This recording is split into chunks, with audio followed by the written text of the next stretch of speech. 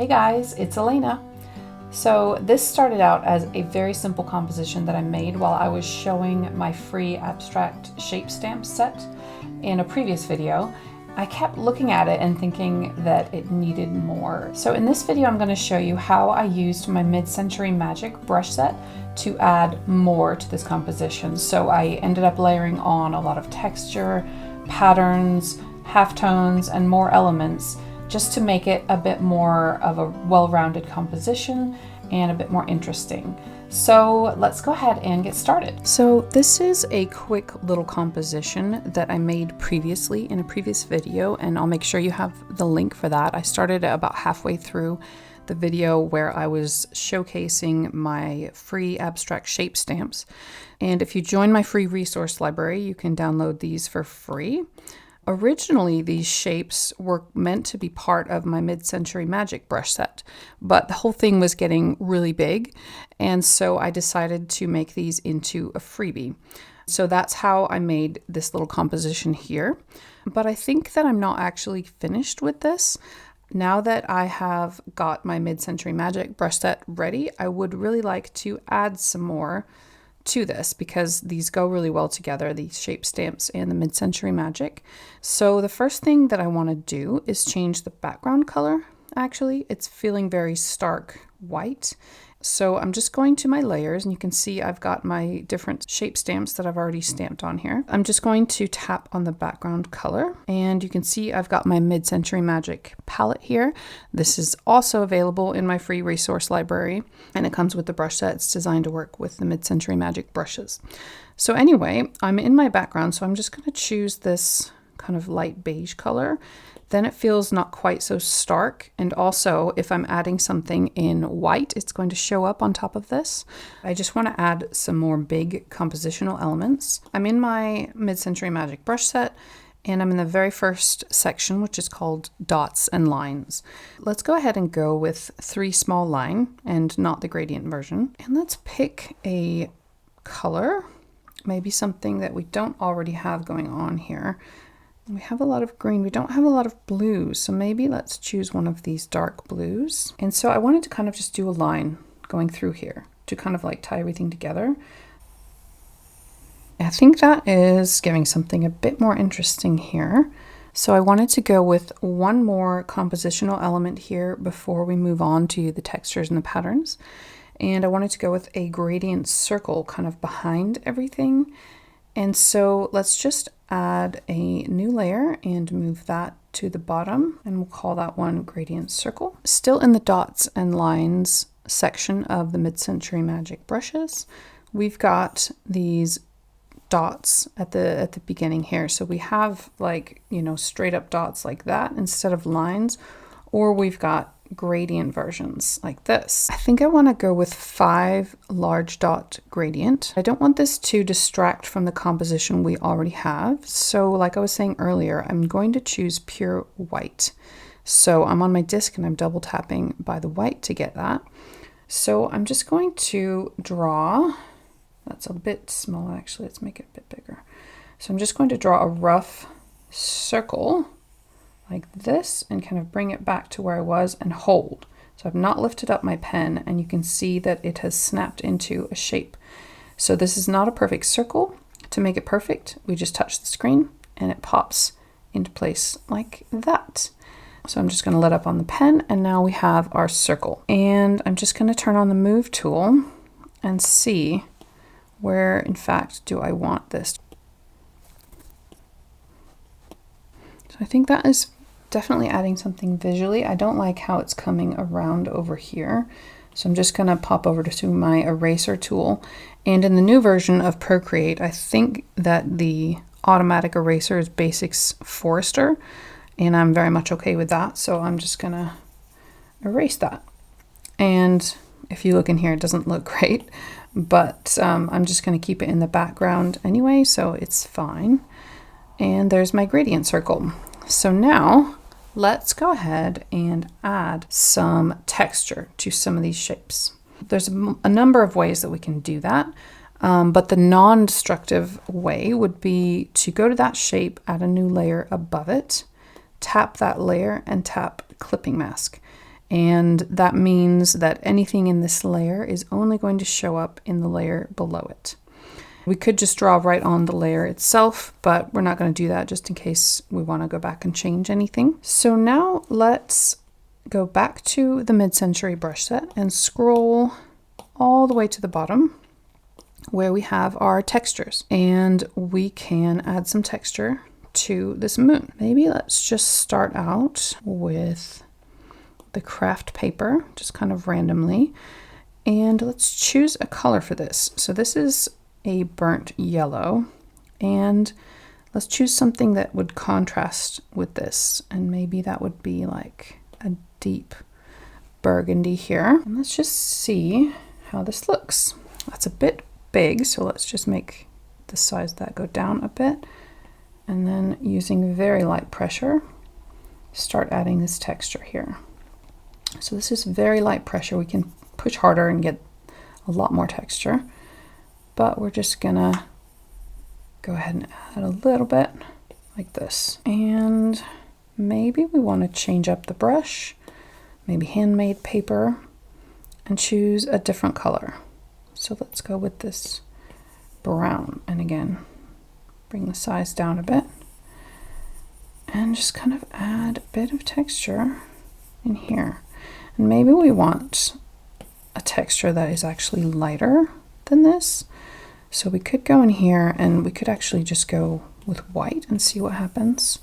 It's definitely adding something interesting to this as well. And kind of zoom in to see what's going on here. Getting some interesting texture. I'm just gonna like focus a bit more intensely on some specific areas like this and see how that goes. I'm just gonna see if there's maybe one more type of brush to add. Maybe let's go with linen canvas kind of randomly. We've still got our white. And let's just see. Ooh, that's very big. Let's make it smaller and see how this looks. Yeah, that's also very interesting. I would kind of like to see how this one looks in a darker color as well. Let's maybe go with green. And we already have quite a lot of colors in here, so I don't really want to muddy it up with too much green, but I think because this is a dark color, I'm gonna make this a bit smaller. I'm gonna kind of go around the edges like this to give a bit of dimension. So I'm outside of the moon, but because we've got that clipping mask, it's not showing up. So if we turn off the clipping mask, you can see it's kind of a big mess, and I'm like, you know, going off the edges all the time, but that's fine because we've got the clipping mask. So off the edges, I'm just kind of scribbling a bit with this canvas brush to give us some dimension there, and it kind of looks like the moon is sort of like poking up a bit. It's got some 3D look to it.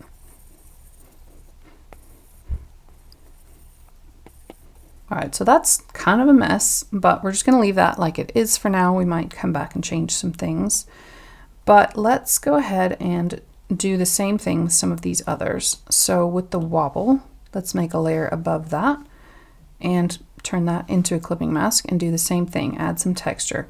I do really like this linen canvas, and just to kind of make it match the moon, which we've already done, I'm gonna do something similar around the edges of this one. Just give it a very light dusting in the middle also. And let's go back to white and our handmade paper brush, and then give it some speckles. That's a bit too stark. I think the white on the yellow worked, but it's a bit too stark on here. So we might actually just go to yellow. See if that looks a bit better. It does. Give that some speckles. I think I just want to look for a little bit more texture. I wonder if we chose cardboard, maybe go back to that green. Let's maybe bring the brush size down a bit and just see how that looks. It's just giving something a bit extra as well. Let's maybe go back to the linen canvas and then back to white and just give it a very light dusting around the edges in white as well with this.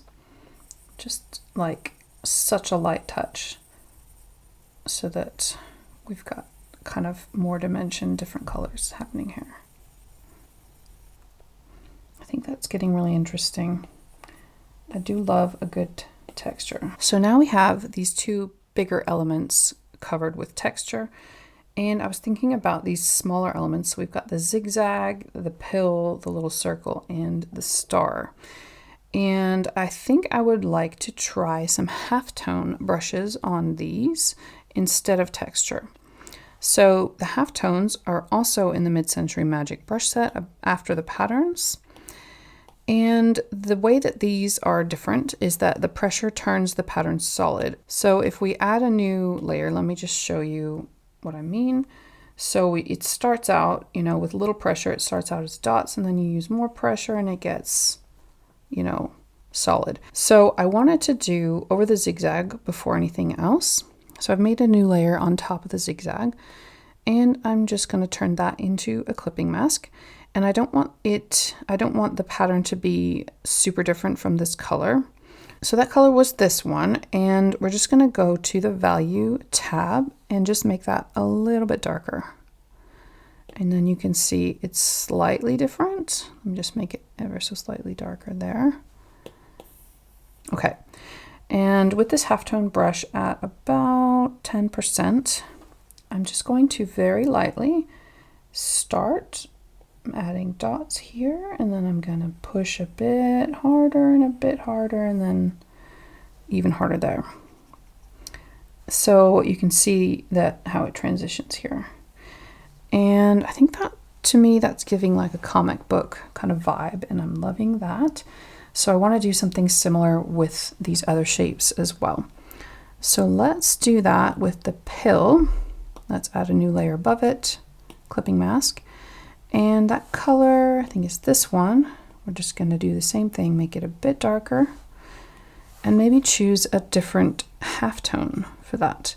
This is one of my favorites. This one's a little bit unique. So let's go with this one.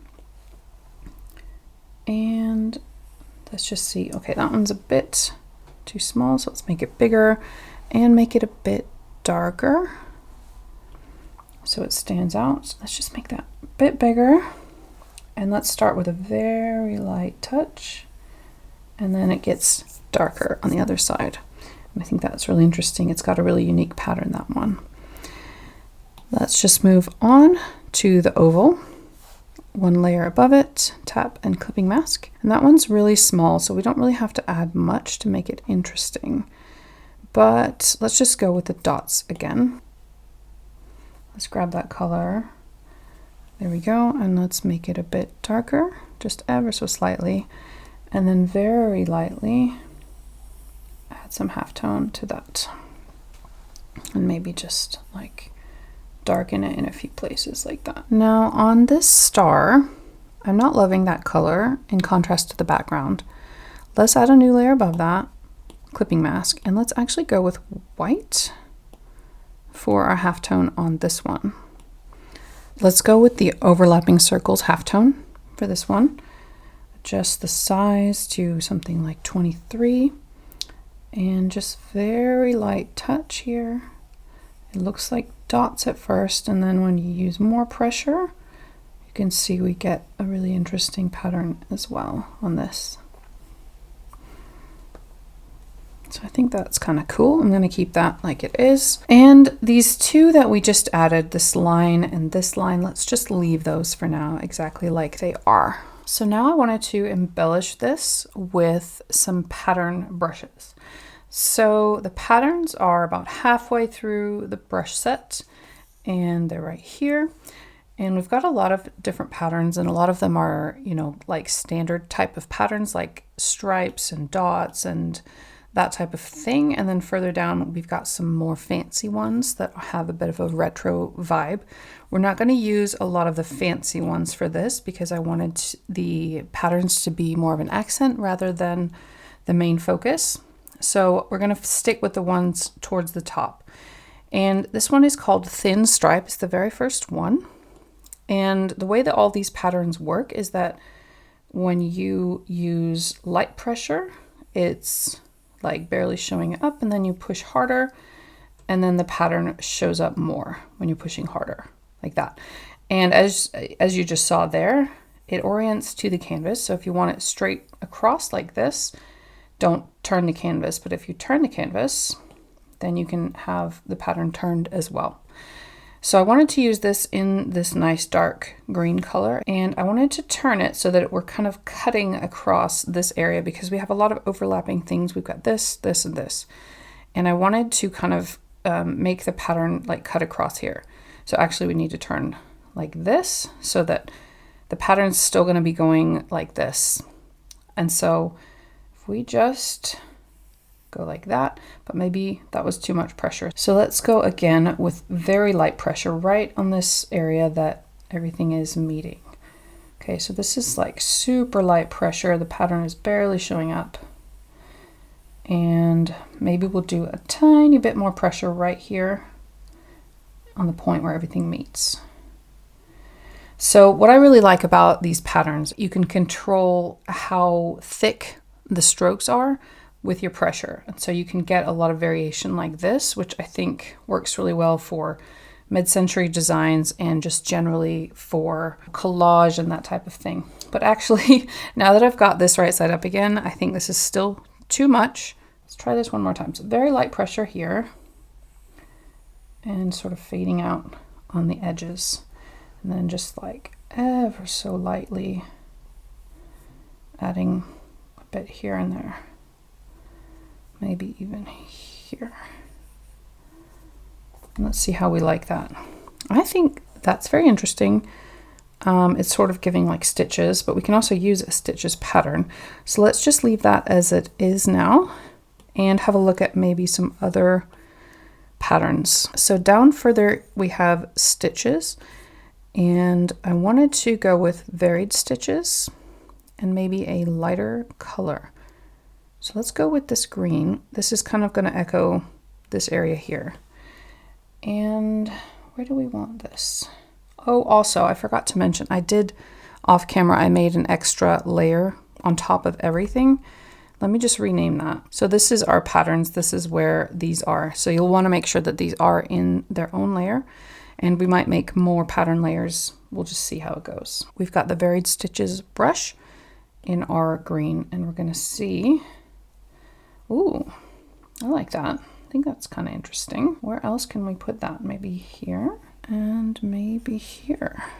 And I think that's kind of interesting. I like how that's looking. I don't want to go overboard. I say that in every video. Somehow I usually manage to go overboard no matter what.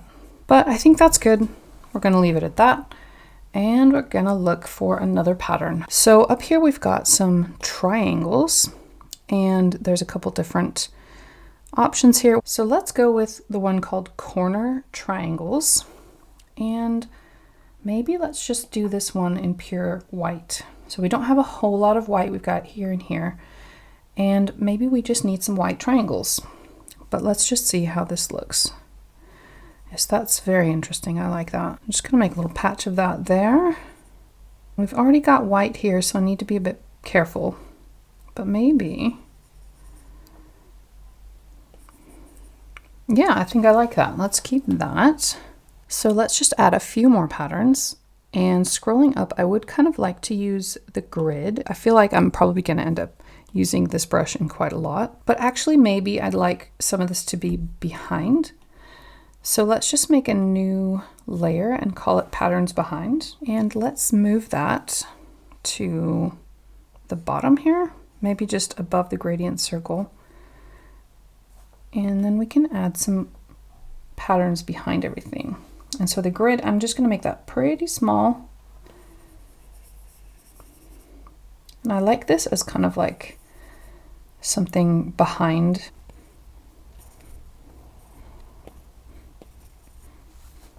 So this is really subtle, but maybe the corners just need something. So I did say that we weren't gonna do any of the fancy patterns, but I lied because I would really like to add a chevron. I think this would look really good with a chevron. There's a couple of options, but I wanna use the one called rounded chevron. And I don't want it to stand out too much, but I'm just gonna go to the same color we used for the background. And then on my value tab, I'm just going to make it a little bit darker. So let's keep it at a very small size, something like 5%. And just add in a light touch a little bit here. Now I'm just going to increase the pressure a little bit so that the pattern gets more pronounced. And now I'm letting up on the pressure again. And this brush, as long as you haven't changed the size on the pattern brushes, you can go back over it and it's not going to offset. So I think that kind of adds something a bit interesting over here without overwhelming everything. And then I just want to do a bit off the edge right here as well, just for balance. So that is where I ended up. I started out simple and I just kept adding more layers, textures, patterns, halftones, until I felt happy about how it looked. And you're very welcome to follow along with my exact steps, or you can just take inspiration from this piece and try to find your own combinations. So the Midcentury Magic brush set and the free abstract shape stamp are both linked in the description, and you'll also find a link for the previous video that I mentioned. Thank you so much for following along with me today, and I will see you next time.